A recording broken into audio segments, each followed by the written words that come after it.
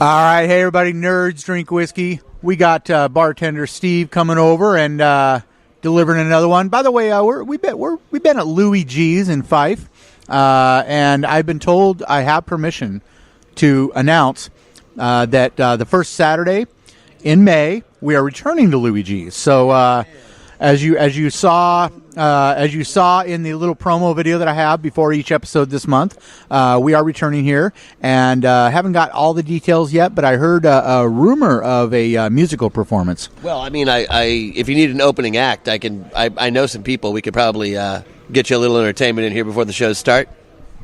I think that's a grand idea. Something kind of, as long as it's really nerdy. Oh, don't worry. I think we got you covered on nerdy. Excellent. Let's hand the mic over to bartender Steve. Okay, this is Knappogue Castle. This is a 12-year bourbon cask aged single malt Irish whiskey at 80 proof also. This is something that I'm really looking forward to, especially in the bourbon casks. This might be interesting for you, Mark. I really think that you might like this one.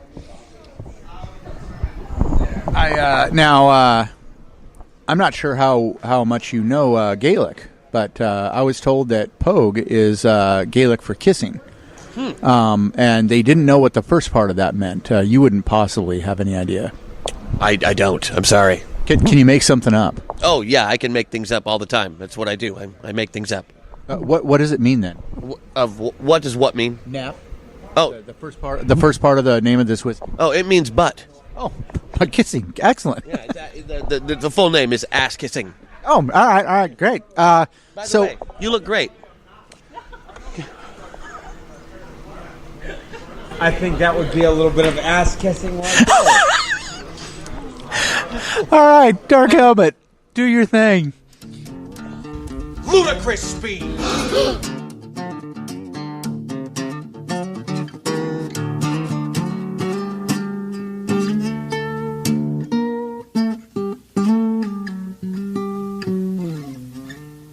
Out of all the whiskeys we've tried this month, this has probably the strongest bite. Oh, right at the front. Yes, right at the front. And but it has a bite like a very high. I mean, like if we did this blind, you could fool me into thinking this was bourbon or Scotch. That's the beauty of it, because it has that peatiness. So if you know it's a single malt going in, you're gonna expect that. But would you think like a Highland or a Space Side? Because it's definitely not an Islay. No. I would go the other. I would go like it would. I would say like cheap bottle Scotch. I'm sorry, I didn't mean like real Scotch.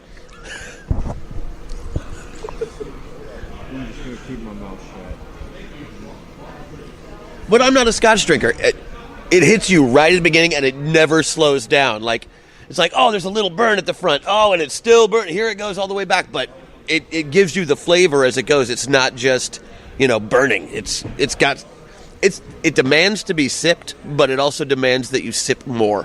Yeah, there's that low quality turpentine cheap whiskey that has just a straight burn, whereas this is kind of, I wouldn't call it a burn, I would call it more of like a warming. Yeah.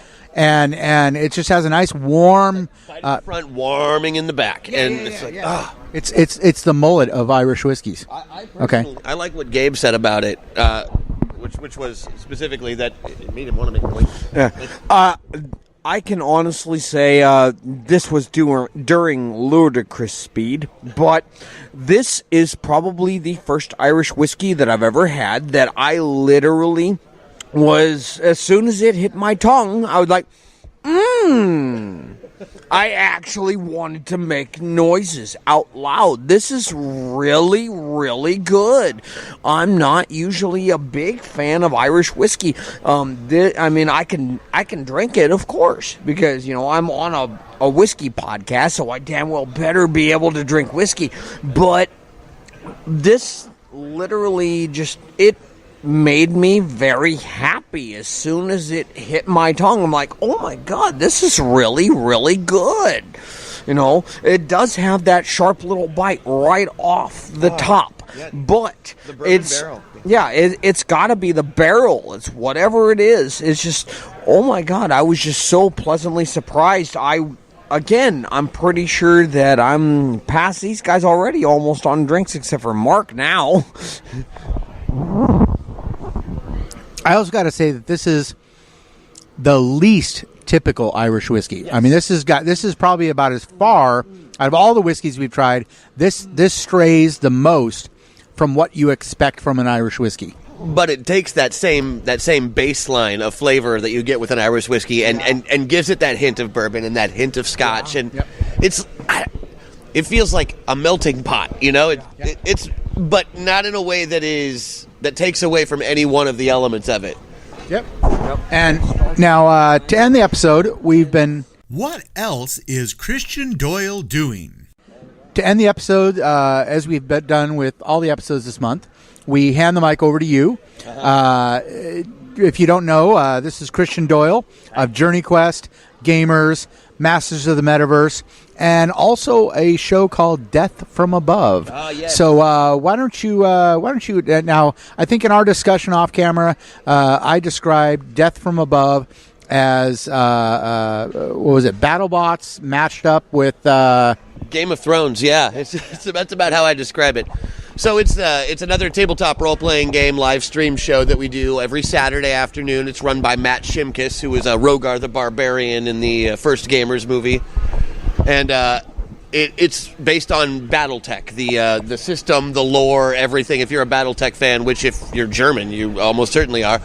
It's about giant stompy robots in the year 3050, and great houses fighting over land, just like they do in Game of Thrones. There's all these very sweeping, dramatic role-playing scenes, and then the last half of the show, we just beat the crap out of each other in giant 100-ton robots. That sounds very family friendly. Yeah. Should we mention big stomping robots over a futuristic land? Has anybody seen Mortal Engines? Judging by box office, I'm saying no. No one's seen it. No, nobody's seen it. It's streaming, so if you've seen it, let us know what you think. Should we bother? But I'm guessing your show from box office has more viewers than Mortal Engines did. Oh yeah, we get almost 300 people a week live, which is, I think, more than Mortal Engines got. So, any closing comments, Gabe? Yeah, two things. Number one, be sure to like, comment, and subscribe for more from all of us here at Nerds Drink Whiskey. And number two, a brief announcement. I hope it's okay with Christian here. About We're April. engaged. Oh, absolutely. Didn't you know? It's him and me forever, baby. My wife is going to be so mad. Oh, I'm sure she is. Sorry. I hate to tell you, he's mine now.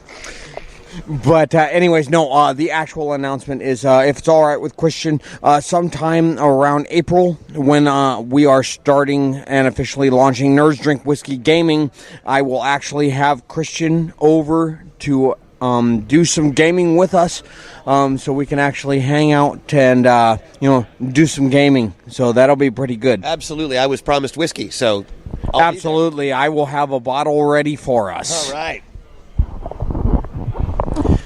And I hear rumors that the next episode of Nerds Drink Whiskey will actually have the return of the iconic, the amazing Jeff Morris. Jeff's going to be here? Jeff's going to be here. I hear he's finally going to. He is going to grace us with his presence. Yes. I gotta make sure the Still falling out? Still falling. I gotta make sure my hat's on straight.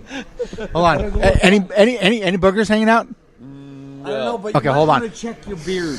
Okay, now you got one. Oh, good. All right. See you next week, Nerds Drink Whiskey.